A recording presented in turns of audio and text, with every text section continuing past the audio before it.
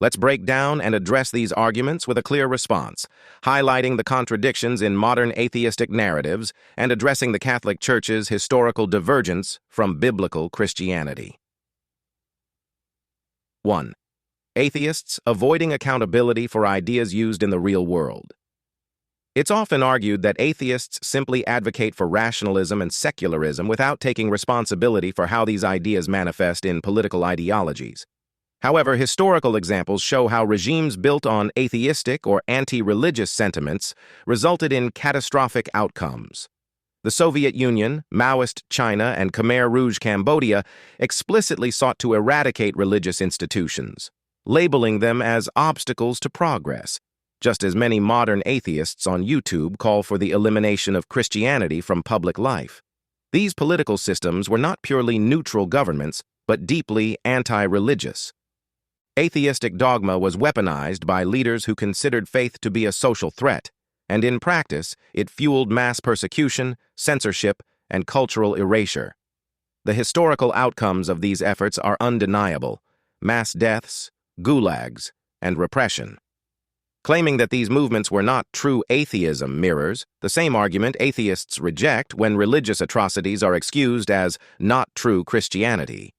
A consistent principle must apply: if the atrocities committed by Christian leaders reflect on religion, then the atrocities committed by atheistic regimes reflect on atheistic philosophy. 2. Catholicism, a pagan tradition, not Christian doctrine.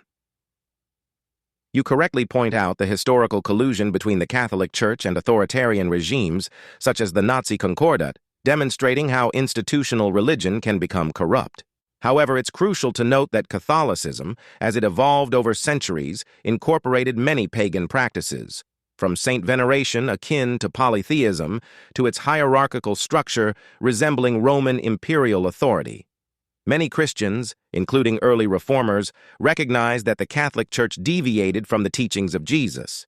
Pagan elements in the Church's rituals, such as the use of statues, relics, and the worship of Mary, contradict the Bible's teachings against idolatry.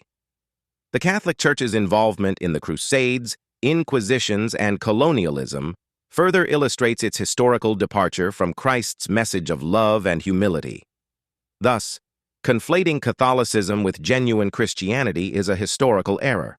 Biblical Christianity is not to blame for the atrocities committed under the banner of the Catholic Church, just as atheists argue that political atrocities under Stalin or Mao do not represent true atheism. 3. Modern atheistic movements, advocating the elimination of Christianity. It's not far-fetched to suggest that the elimination of Christianity is a goal embraced by many atheists today.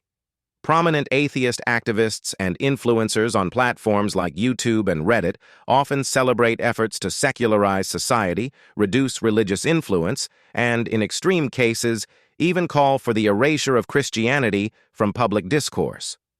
What's more concerning is that political parties and movements aligned with secular values implement policies that marginalize Christians, such as lawsuits targeting Christian businesses, restrictions on religious expression in public spaces, and mockery of Christian beliefs in media. This growing hostility mirrors the same anti-religious sentiments present in totalitarian regimes. The rejection of faith in public life isn't merely live and let live. It often manifests as aggression toward those who express Christian beliefs. 4. Religious atrocities versus atheistic atrocities, false comparisons. It is true that the Crusades, Taiping Rebellion, and other religious wars resulted in violence. However, there is no historical period free from human atrocities, whether religious or secular. Humans are capable of cruelty regardless of belief systems, and wars fought in the name of atheistic ideologies were just as destructive, if not more so. The Crusades. Often exaggerated in modern discourse, the Crusades were as much about political and territorial control as they were about religion. The Nazi regime. While Nazi soldiers wore belt buckles that read "Gott mit uns," God with us, the Nazis were not motivated by genuine Christianity. Hitler rejected Christianity in private, viewing it as a weak and submissive religion.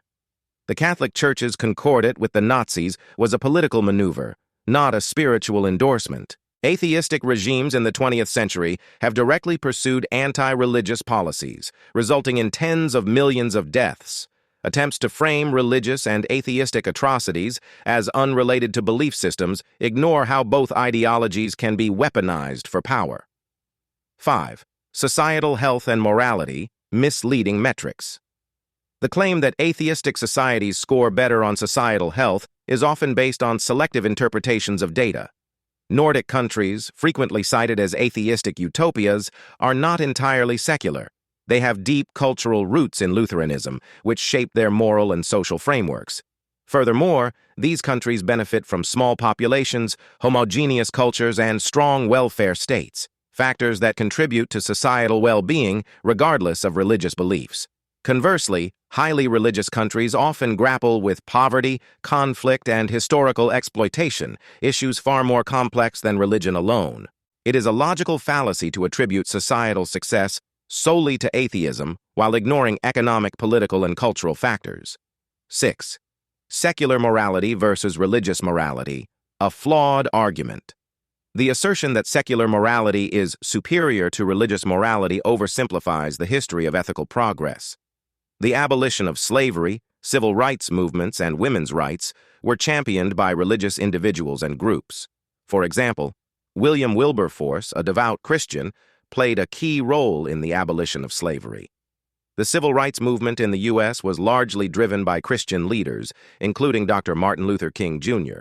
While it is true that secular societies no longer prosecute witchcraft or endorse slavery, these advances are not solely the result of secularism. In fact, many of these moral shifts were inspired by religious teachings about human dignity and equality. Furthermore, atheistic regimes have often violated human rights on a massive scale, demonstrating that morality does not automatically improve with the absence of religion. Secular ideologies can be just as oppressive and dehumanizing as the worst forms of religious extremism. 7. Religion as a catalyst for progress, not a hindrance. Religion is often dismissed as a barrier to human progress, yet many foundational achievements in science, education, and medicine arose from religious motivation. Gregor Mendel, the father of genetics, was a monk. Hospitals and universities in Europe were established by the Church. Christian theology inspired early scientific inquiry with the belief that a rational God created a rational universe. The theory of evolution, often cited as the foundation of medicine, has certainly contributed to scientific understanding, but it is not the sole pillar of progress. Medicine, agriculture, and animal husbandry were practiced for millennia before Darwin's work, much of it guided by religious insights into stewardship and care. Conclusion. While atheists may argue that religious belief is unnecessary or harmful, they often fail to take responsibility for how anti-religious ideologies have been used to justify oppression in the real world. At the same time, they dismiss the role that religious morality has played in shaping the values they now enjoy. The Catholic Church, with its pagan elements, should not be conflated with true Christianity. Christianity, in its biblical form, has promoted human dignity and progress, while atheistic movements have also contributed to some of the worst atrocities in history. Ultimately, both religious and secular ideologies can lead to good or evil, depending on how they are applied. The challenge is not to eliminate belief systems, but to engage with them responsibly.